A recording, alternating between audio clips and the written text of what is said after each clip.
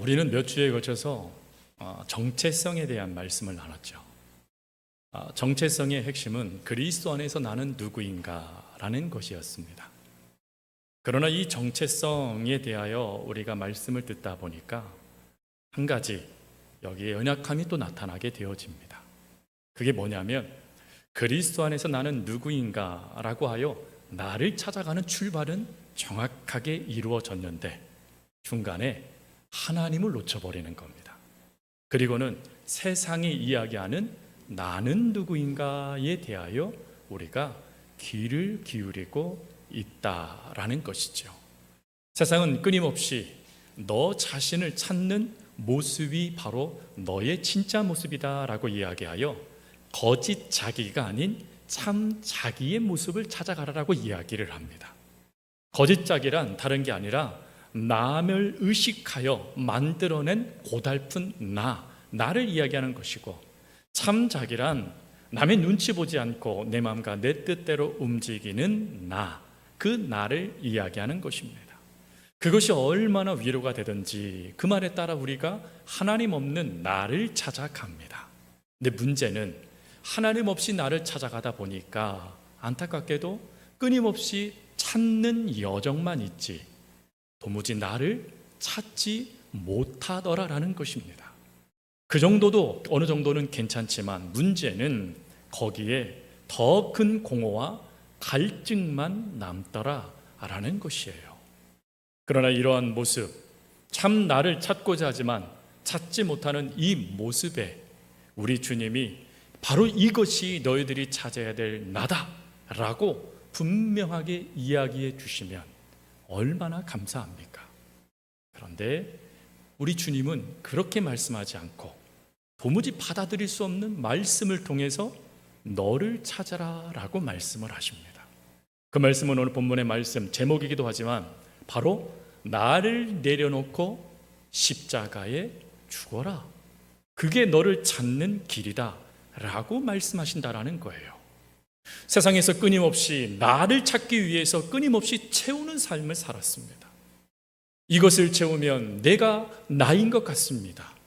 또 저것을 채우면 또 그것이 나인 것 같은 삶을 살아왔는데 하나님은 그 삶을 내려놓으랍니다.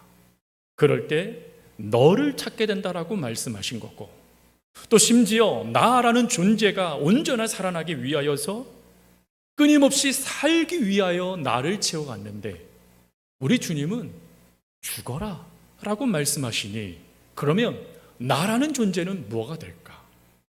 나라는 것은 그럼 흔적도 없이 사라져버리는 먼지와 같은 것일까? 라는 생각에 동의가 되지 않는다라는 것입니다. 근데 이것도 동의가 되지 않는데 주님의 그 답은 더 동의가 되지 않아요. 주님이 그 다음 25절에 뭐라고 말씀하십니까? 누구든지 제 목숨을 구원하고자 하면 잃을 것이요, 누구든지 나를 위하여 제 목숨을 잃으면 찾을 것이다 라고 말씀하시더라는 거예요. 즉 주님을 위하여서 나를 내려놓고 주님을 위하여서 십자가를 지고 죽는 그것이 결국 나를 찾는 길이고 결국 내가 사는 길이다 라고 말씀을 하시더라는 것이죠. 그러면 사랑하는 성도 여러분, 나를 내려놓고 십자가를 지는 것이 어떻게 나를 찾고 내가 사는 길입니까? 오늘은 그것을 신앙의 역설 두 번째 주제를 가지고 그리고 오늘 본문을 통하여서 그 답을 함께 나누길 원합니다. 먼저 첫 번째 역설은 내려놓음의 역설, 자기 부인입니다. 여러분, 우리의 인생의 주인은 항상 누구입니까? 나이죠. 여러분 어떠세요?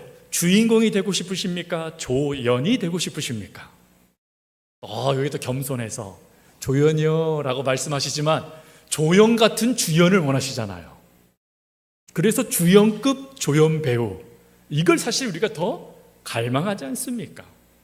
사실 우리들은 모든 세계가 나 중심으로 움직이기를 원하는 마음이 있어요. 그래서 하나님이 항상 나에게만 관심을 갖기를 원하시고 그리고 또 나 중심으로 세상을 열어가기를 우리는 바랍니다.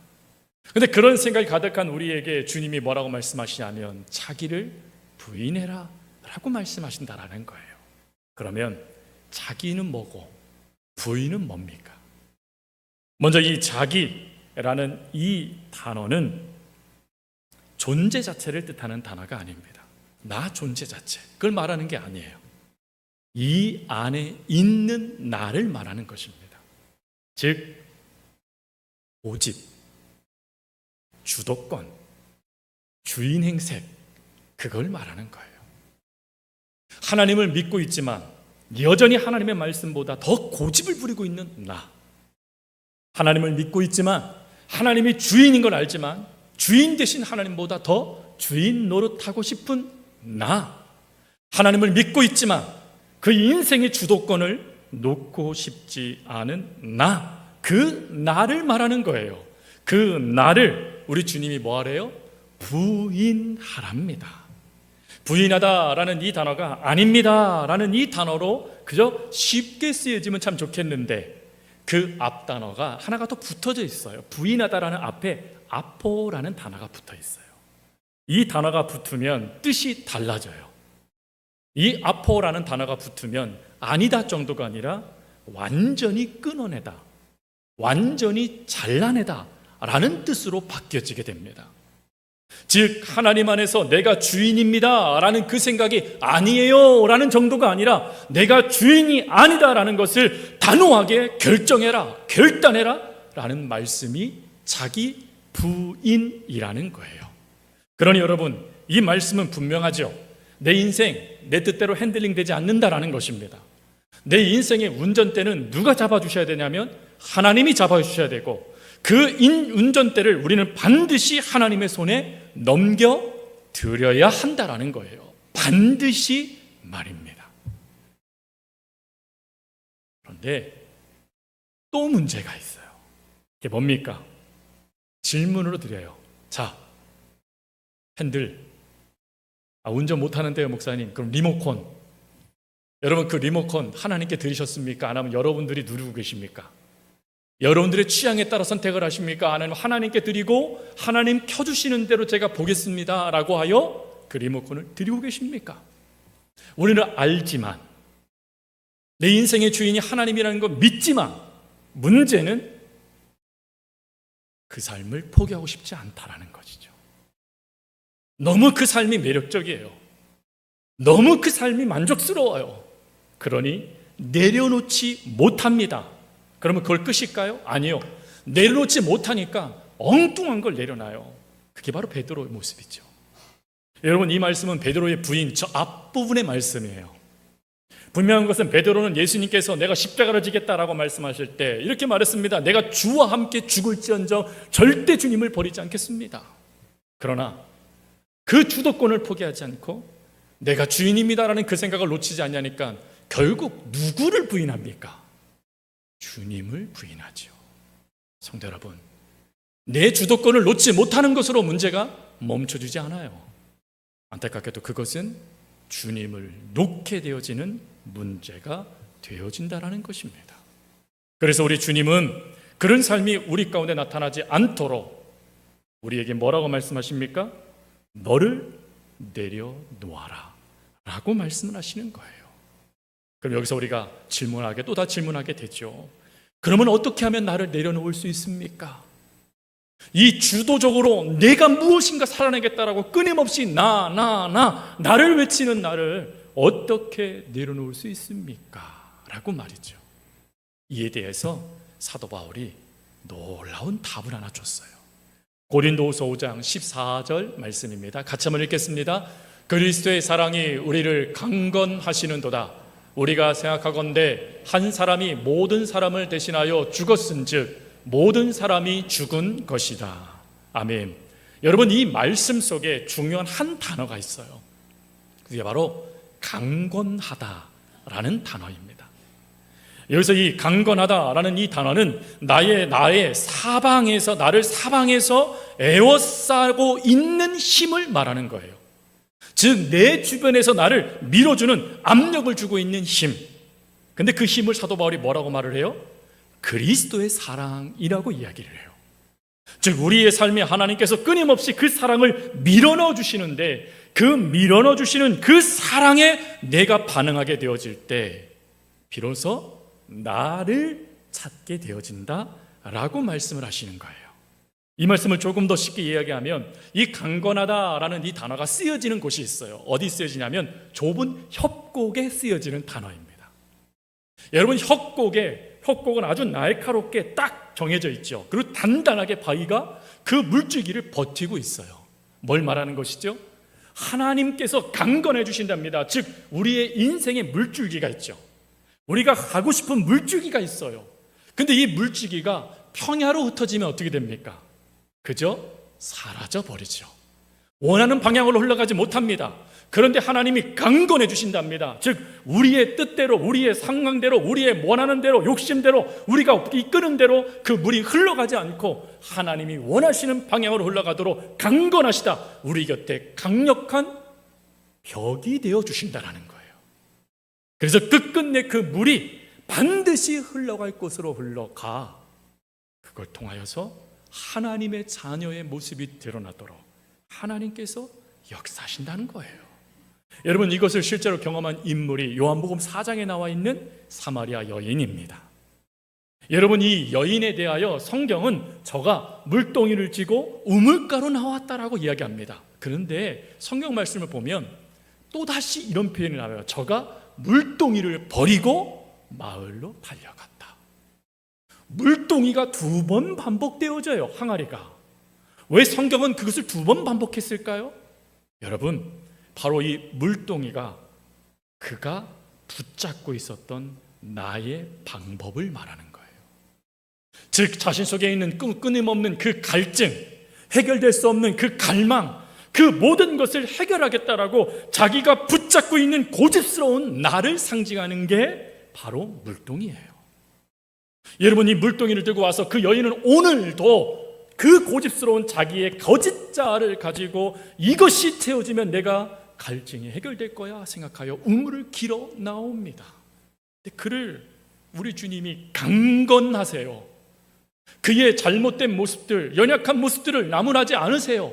그대로 받아두시면서 우리 하나님이 참된 영생수를 이 여인에게 강건하여 부어주십니다. 즉 그의 방향을 자신의 뜻이 아닌 하나님의 뜻, 하나님의 사랑 안에서 그 삶이 해석되도록 이끌어 주신 거예요. 그랬더니요, 이 여인이 어찌하시오? 즉시 물동이를 버리고 마을로 달려갑니다. 나를 붙잡고 있는 그 거짓 잘못된 자, 내가 그래도 위로받을 수 있다고 생각했던 나의 주도권, 그 모든 것을 포기하고 달려가요. 여러분, 그리고는 그녀는 이렇게 말합니다. 내가 주님을 만났다. 내가 주님을 만났다. 즉 이 여인은 비로소 자신의 인생이 하나님 안에서 어떤 자인지에 대한 해석이 이루어지기 시작했다라는 거예요. 해석이 되기 시작하니까 하나님께서 나를 이런 자로 부르시고자 택하셨구나, 만드셨구나, 조성하셨구나 깨달아지니 그 기쁨을 주체하지 못하여 수치를 주고 있는 그 마을로 달려들어가 내가 예수님을 만났다 변화되어지는 그 모습을 보여주더라라는 것입니다. 성도 여러분, 이 여인이 변화된 것은 예수님의 강건하심 때문이었어요. 그가 무엇인가 의지하고 그 무엇인가 힘으로 내가 이것을 이루겠다라고 달려든 게 아니었습니다. 하나님의 찾아와 주심, 하나님의 부어주심, 하나님의 역사심에 그가 자신은 그것에 따라 순종하는 물줄기가 되겠습니다 라고 하여 그 삶의 물동이를 내려놓으니까 영생수가 이 여인의 삶을 변화시키신 겁니다. 그러니 사랑하는 성도 여러분, 우리도 내려놓을 수 있어야 돼요. 그렇다고 또 애써야지, 내가 이것을 이렇게 해서 방법으로 이렇게 이루어야지 생각하지 마세요. 먼저 해야 될 것이 뭡니까? 나를 위해 죽으신 주님 앞에 조용히 내 삶을 멈추는 거예요. 주님이 나를 위해서 부어주신 그 은혜 앞에 내가 서는 것입니다. 선다라는 것은 뭘 의미하는 것이죠? 내가 주님을 생각한다라는 걸 말하는 것입니다. 먼저 우리가 내 삶을 멈추는 가장 중요한 방법은 예수님을 기억해내는 거예요. 그 예수님을 기억하고 그 주님이 나를 위해서 무엇을 행하셨는가 십자가를 바라보며 먼저 그 은혜를 내 안에 채우는 거예요. 그리고 난 다음에요, 엎드리는 거예요. 하나님, 나는 이 물동이 하나도 제대로 내려놓을 수 있는 마음이 없어요. 나는 이 물동이 하나도 제대로 내려놓을 수 있는 힘이 없어요. 하나님, 엉뚱한 것을 더 채워야지만 된다 생각하여 그것에 목숨을 걸고 있어요. 하나님, 그런 저를 하나님의 사랑으로 강건케 해주세요. 그 사랑으로 제 양옆에 하나님의 절벽과 같은 단단한 하나님의 벽을 세워주세요. 그래서 제 힘이 아닌 하나님의 힘으로, 그 협곡의 사랑의 힘으로 제가 흘러갈 수 있도록 하나님 도와주세요 라고 기도하세요. 여기에서부터 하나님의 역사가 이루어져요. 하나님 앞에 하나님을 생각하고 하나님을 찾으며 하나님 앞에 나의 무능함을 내려놓고 그 하나님을 의지하는 여러분들에게 비로소 그 내려놓은 자리는 여러분들의 존재 자체가 사라지는 자리가 아니라 찬란한 하나님 안에서 나라는 존재가 회복되어지고 발견되어지는 은혜의 자리라는 것을 깨닫게 되어지고, 그리고 그 자리가 돼서야 참된 나를 발견하게 되어진다라는 것입니다. 그러니 내려놓음은 여러분들의 모든 걸 포기하라는 게 아니에요. 오히려 하나님의 강건하심을 경험하도록 하나님을 찾으라는 것입니다. 여러분, 그럴 수 있길 바랍니다. 그럴 때 하나님께서 여러분들을 왜 이 땅에 허락하셨는지 그 답을 찾게 되실 거예요. 그리고 두 번째, 또 하나님의 역설 같은 은혜가 있어요. 그것은 짊어짐의 역설이에요. 자기 십자가를 지고. 여러분, 이렇게 내 인생의 주도권이 하나님께 있다, 하나님이 내 인생을 강건하셔서 하나님이 원하시는 방향으로 내 삶이 이루어지도록 역사하신다, 아멘, 믿습니다 하며 오늘 그 은혜를 가지고 우리가 결단할 거예요. 하나님, 어떤 순간은 제가 하나님 놓치지 않겠습니다. 그 하나님 안에서 내 삶이 이루어지도록 그 하나님을 내가 더 의지하겠습니다 결단하실 거예요. 근데 여러분, 어떠세요? 그 결단이 내일도 이루어질까요? 어떠세요? 오늘 은혜를 받고 아멘, 하나님 내가 그렇게 살겠습니다 하면 내일 아침에 여러분 어떤 일이 펼쳐질 거라고 생각되십니까? 그 삶이 어떤 성도는 이루어지는 성도도 있을 겁니다. 그러나 많은 경우는 어때요? 믿음과 현실의 괴리를 느끼게 되실 거예요. 그럼 왜? 주도권이 하나님께 있다는 걸 내가 믿었어요. 그 하나님께 맡길 때 하나님의 강건하심이 내 인생을 이끌어 가신다는 은혜의 말씀도 믿었어요. 근데 왜 또다시 내 인생의 핸들링을 내가 하겠다라고 붙잡고 있으며 벌벌 떠는 나를 우리는 발견하는 것입니까? 왜 여전히 내가 그것을 붙잡겠다라고 움직이는 내가 등장하는 것입니까? 그것은 바로 그 내 인생의 주인을 맛봤던 옛 자아 때문에 그래요. 사극에 반란이 일어나서 역모가 발생돼서 왕자를 빼앗긴 왕자가 있다고 한번 생각해 보세요. 처량하게요 귀향도 갔어요. 그곳에서 이를 버럭버럭 갈아요. 왜 갈죠? 저 자리 누구 자리였습니까? 그 다음 왕 누구 거였습니까? 내 거였어요. 내 자리였어요. 내 것이니까 빼앗기는 게 용납이 되지 않아요. 그러니 어찌합니까? 이를 갑니다. 끊임없이 그 기회를 기다리며 그 기회가 왔을 때 그 자리를 차지하려고 달려들지요. 맛보고 내 자리였다라는 것을 아는 이들은 포기하기 좀 힘들어요. 옛자가 바로 그랬습니다. 옛자가는 자기가 왕으로서 삶을 살았어요. 한 예수님 안에서 내 삶이 변화되기 이전에 옛자는 주인 행세하면서 그 모든 영광을 누렸어요. 그런데 그가 한순간에 예수님 때문에 그 왕자에서 쫓겨났네요. 그러니 여러분, 이를 갈고 있는 거예요. 옛자가 죽지 않았어요. 끊임없이 살아나 끊임없이 내 삶의 좀비처럼 나타나 또다시 핸들링을 하겠다라고 핸들을 붙잡고 있는 거예요.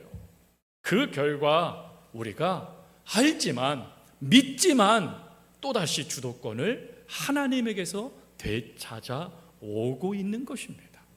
그래서 주님이 말씀하신 거예요. 25절, 24절 말씀, 자기 십자가를 지고 나를 따를 것이니라. 여러분, 십자가를 진다는 게 뭘 의미하죠?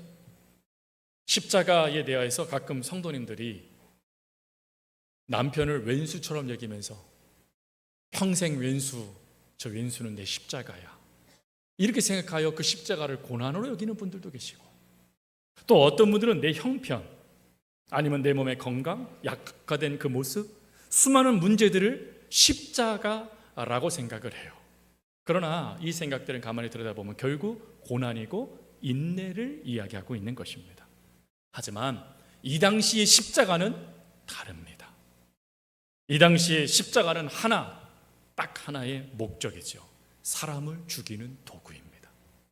처형 틀이에요. 그래서 이 당시에 십자가를 진다라는 의미는 법적으로 이런 의미가 있답니다. 더 이상 내 인생의 법적 권리를 주장하지 못한다. 더 이상 내 인생의 주도권을, 주인됨을 주장할 수 없대요. 진짜 그렇죠. 여러분, 십자가 처형 판결을 받은 이들이 십자가를 지고 하다 보니까 이 십자가가 무거워요. 나 십자가 못 지겠어요. 내려놓을 수 있나요? 십자가를 가만히 보니까 무서워요. 못이 너무 날카로워요. 나 저 감당 못할 것 같아요. 저 포기할래요. 포기되나요? 안 되죠. 이미 법적으로 권한이 박탈당했어요. 그게 십자가예요. 이미 법적으로 모든 권한이 사라졌어요. 그러니 내 옛자아는 이미 권리 박탈을 당한 존재라는 거예요. 권리 박탈을 당했으니 더 이상 소유권을 주장할 수 있을까요? 없습니다, 여러분. 부동산, 요즘에 아주 난리죠. 부동산 때문에. 자, 여러분들이 그래도 하나님의 은혜로 집을 드디어 팔았습니다. 사지는 못하고 팔았어요. 자, 판 다음에 새로 입주할 주인이 벽지를요 금색으로 바꾸겠대요.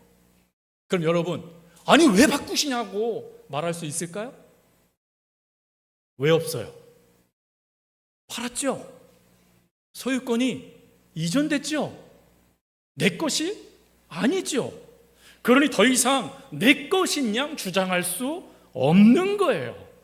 즉 옛자의 모든 소유권이 이미, 인간 도장이 이미 하나님께로 넘겨졌다라는 거예요. 이미 넘겨졌으니 그 어떠한 주장도 내 맘대로 내 뜻대로 고집을 부리며 주장할 수 없는 존재가 된 게 옛자라는 것입니다. 근데 그 옛자에게 바로 이것을 지라, 즉 끊임없이 너는 이미 죽었어, 너는 이미 하나님께 그 소유권이 이전됐어, 내 어떤 것도 너는 주장할 수 없어 라고 끊임없이 하나님 안에서 인정하고, 그리고 그것을 끊어내는 것이 십자가를 지는 거라는 거예요. 근데 문제는 한 번으로 안 되죠. 그래서 예수님께서 누가복음 9장 23절에 뭐라고 말씀하셨어요? 누구든지 나를 따라오려거든, 따라오든 뭐래? 날마다 제 십자가를 지고 나를 따를 것이니라. 날마다 십자가를 져야 된다는 거예요. 날마다 내 육신의 그 자, 옛자에게 날마다 선언해야 된다는 거예요. 너는 이미 죽었다. 너는 이미 너희 모든 권한이 하나님께로 이양됐다. 이미 소유권이 이양됐어. 네 것이 아니야. 선언해야 된다는 것을 말하는 것이에요. 자, 이것이 왜 중요한지를 그 다음에도 살피겠습니다. 그리고 이렇게 한물 통하여서 사도 바울도 뭐라고 말합니까? 그렇게도 안 돼요. 사실 잘 안 되니까 사도 바울이 뭐까지 얘기합니까? 고린도 후서 5장 31절 말씀에 가보니까 그가 뭐라고 말을 합니까? 15장 31절에 그는 이렇게 얘기를 해요. 나는 날마다 뭐 한대요? 죽노라. 우리 지난주 말씀 기억나시죠? 사도 바울 안에 뭐가 있었습니까? 가시가 있었죠. 왜 하나님이 가시를 허락하셨죠? 자만하게 하지 않게 하려 하심이라. 교만, 즉 주도권, 내가 주인이다라는 그 생각이 사도 바울 속에도 얼마든지 나타날 수 있었다라는 것이에요. 주도권이 죽지 아니하니까 어찌 되어집니까? 내 생각이 옳다라는 생각 때문에 바나바와 싸움질해도 그 뜻을 굽히지 않아요. 화해하지 않아요, 여러분. 하나님의 뜻을 이루어갔으니 됐다 생각되었던 것 같아요. 그러니 그 가시는 어찌 보면 그를 죽이고 그의 나됨, 자주도권을 놓게 만든 하나님의 은혜의 상징이었던 것이죠. 바로 그것을 생각하면서 사도 바울이 고백한 거예요. 난 날마다 죽노나. 나는 날마다 선언하는 것을 끝나지 않아. 나는 날마다 이것이 하나님의 뜻이 아니다라는 것을 날마다 내 자신에게 대책임질하지 아니하면 안 되는 존재구나 깨달아졌다라는 것입니다. 그래서 항복합니다. 하나님, 나는 날마다 하나님 앞에서 항복하겠습니다. 내 생각이 밀고 들어오고 내 뜻이 밀고 들어오고 내 권리가 밀고 들어올 때마다 하나님, 나는 항복합니다 라고 고백한 것이 중노라라는 고백이에요. 여러분, 사도 바울의 인생에 권리 주장할 게 얼마나 많았습니까? 가만히 있으면 이스라엘의 정치의 핵심 인물이 되어져요. 가만히 있으면 명예, 권력, 돈, 이 모든 것들이 한순간에 내 것이 될 수 있어요. 근데 주를 위해서 포기했거든요. 근데 포기했는데, 대가 지불했는데 삶이 너무 퍽퍽해요. 내가 내 힘으로 하나님의 일들을 행할 때 바느질하면서 천막을 만들면서 선교비도 지출해야 돼요. 그 삶을 바라보면서 하나님, 내 권리는 뭐예요? 내 역사는 뭐예요? 말할 수 있지 않겠습니까? 근데 그럴 때마다 사도 바울이 끊임없이 되새김질했다라는 거예요. 나는 이미 죽었다. 나는 이미 이 모든 권리를 하나님께 포기했다. 더 이상 나는 내 뜻대로 살아가는 내가 아니라 하나님의 뜻대로 살아가는 종이 되었다. 사도 바울이 고백했다라는 것입니다. 여러분, 이 고백을 우리에게 한번 그대로 적용해 보십시오. 죽었다 그러니까 순교를 생각하시는 경우가 있으시죠? 아니요. 여러분들 일상에 수고가 있어요. 내일 아침에 이제 출근하실 거잖아요. 그렇죠? 운전을 하실 겁니다. 운전을 하시고 막 가다 갑작스레 어떤 사람이 훅 껴들었어요. 그러면 옛자는 즉시 발동해서 뭐라고 그럴까요? 기억, 니은, 디귿, 리을, 미을, 비읍, 하라고 그랬죠? 야, 갚아주란 말이야. 끊임없이 내 옛자는 우리의 인생을 핸들링하려고 즉시 나타날 거예요. 그때 여러분, 뭐라고 하셔야 돼요? 뭐 하셔야 돼요? 제가 어제 설교 준비를 이제 마무리하고, 그렇다고 완벽하게 끝난 건 아니지만 몸이 좀 피곤해서 집에 가겠다고 가다가 마음에서요, 저도 모르게 불이 나는 거예요. 갑작스럽게. 조금 전까지 설교 준비했던 제가 막 이게 용수점 치는 거예요. 제가 깜짝 놀랐습니다. 제가 뭐 할게요? 즉시 기도했어요. 하나님, 제 안에 불같은 응어리가 있습니다. 근데 이 응어리가 폭발하려고 합니다. 하나님의 은혜로 덮어주십시오. 이거를 하나님 사라지게 해주십시오. 기도했어요. 여러분. 그랬더니요, 기적처럼 사라지기 시작하는 거예요. 그 마음이 사라지기 시작하는 거예요. 그 순간 여러분들도 모르는 사이에 세상의 말을 할 수 있어요. 그게 인간이에요, 여러분. 그런데 그때 내 옛자가 나타나 그게 바로 너야 라고 말하는 그때, 아니, 나는 하나님의 자녀야 라고 하여, 하나님, 이런 저를 도와주세요 라고 하여 하나님을 붙잡게 되어지는 그 모습이요, 십자가를 지는 모습이라는 거예요. 불같이 일어나는 문제들이 여러분 삶에 많을 수 있어요. 웬놈의 웬수들은 그렇게 많아요. 끊임없이 원수 때문에 마음이 갈기갈기 찢어질 수도 있어요. 그러나 그럴 때마다 하나님, 내 인생의 주인은 하나님이십니다. 그러니 그 은혜로 저를 덮어주세요. 그럴 때 여러분, 그 속에 내가 달라져 가요. 어떻게 할 수 있죠? 모세를 보세요. 여러분, 모세는 별명이 있습니다. 다혈질. 그런 불의를 보면 참지 못해요. 심지어 자신의 백성이, 민족이 고통을 당하니까 자신은 애굽의 왕자였잖아요. 그거 망각하고 그를 괴롭혔던 그 애굽의 관리를 죽여버려요. 때려서. 아니, 때려서 죽여요, 여러분. 이게 말이 됩니까? 근데 그런 그가요, 그 육신이 죽는 경험을 하게 되어져요. 옛자가 죽는 40년의 세월을 보내게 되어져요. 그 40년의 세월을 지나가 나니까 더 이상 나는 왕자가 아니었던 거예요. 그건 가짜였던 거예요. 하나님이 나를 부르신 목적이 무엇인지, 하나님 안에서 내가 왜 이 땅에 생명이 보존되어져서 이렇게 살 수 있게 되어지는지가 해석이 되어집니다. 그 해석이 되어지는 그 모습에 따라 그는 어찌합니까? 이스라엘 위대한 리더가 되어지잖아요. 그 모습을 히브리서 기자가 뭐라고 말합니까? 저가 왕자로서의 모든 고난을 거절하고 자기 백성과 함께 고난받는 것을 즐거워하였다. 어떻게 해요? 내 옛자가 죽으니까 하나님 안에서 나에 대한 답이 찾아져요. 찾아지기 시작하니까 성질이 죽어요. 성질이 죽으니까 하나님이 민수기에서 이 모세를 뭐라고 표현하죠? 그의 온유함이 지면에 있는 사람보다 더 강하였다 칭찬해줘요. 심지어 외톨이였던 그의 벗이 되어줍니다. 하나님이. 그뿐일까요? 위대한 선지자라 그를 이끌어주세요. 즉 하나님이 그를 이 땅에 보내신 목적이 이루어지더라는 것이에요.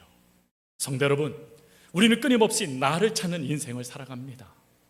내 인생의 답을 내가 내리기 위하여 끊임없이 이 핸들을 놓지 않아야 된다라고 우리가 생각을 합니다. 그러나 아니요, 내려놓으세요. 포기하세요. 하나님께 드리세요. 그 하나님께서 여러분들의 인생에 원하시는 가장 중요한 여러분들을 찾게 해주세요. 그리고 그 삶이 완성되도록 이끌어주세요. 그뿐일까요? 아니죠. 그렇게 할 때 여러분과 우리 사이에 놀라운 한 분이 살아가고 계심을 깨닫게 돼요. 그분이 누구십니까? 예수 그리스도요. 사도 바울은 갈라디아서 2장 10절에 이렇게 말합니다. 내가 그리스도와 함께 십자가에 못 박혔나니 그런즉 이제는 내가 사는 것이 아니요 오직 내 안에 그리스도께서 사시는 것이라. 이제 내가 육체 가운데 사는 것은 나를 사랑하사 나를 위하여 자기 자신을 버리신 하나님의 아들을 믿는 믿음 안에서 사는 것이라. 내가 내를 내려놓고 내 옛자를 죽이니 비로소 내 삶에 누가 드러납니까? 예수님이 드러나요. 예수님이 드러나는 그것이 하나님 내가 진짜 기뻐할 나의 모습입니다. 자랑하더라는 것이죠. 말씀을 정리합니다. 사랑하는 성도 여러분, 나를 내려놓는 것이 왜 신앙의 역설입니까? 내려놔지니까 하나님 안에서 내가 누군지가 찾아지기 때문인 것이고, 또 십자가를 지는 것이 왜 신앙의 역설이죠? 그 십자가를 지는 그때 비로소 우리의 삶이 예수님이 드러나는 삶이 되어지기 때문입니다. 그리고 하나님이 우리를 부르신 목적이 이루어지기 때문인 것이죠. 그러니 내가 이미 그것을 내려놓겠다 하지 마시고 내려놔지게 해주시는 강건하시는 하나님의 은혜를 경험하십시오. 그리고 여러분들의 삶에 오늘도 끝까지 붙잡으시며 이끌어주시는 그 하나님의 은혜를 기억하십시오. 그리고 그 삶을 살아가세요. 그러면 그 속에서 여러분들은 여러분들이 누군지가 찾아질 것이고 여러분들의 영육이 살아나는 은혜를 경험하실 것입니다. 기도하겠습니다.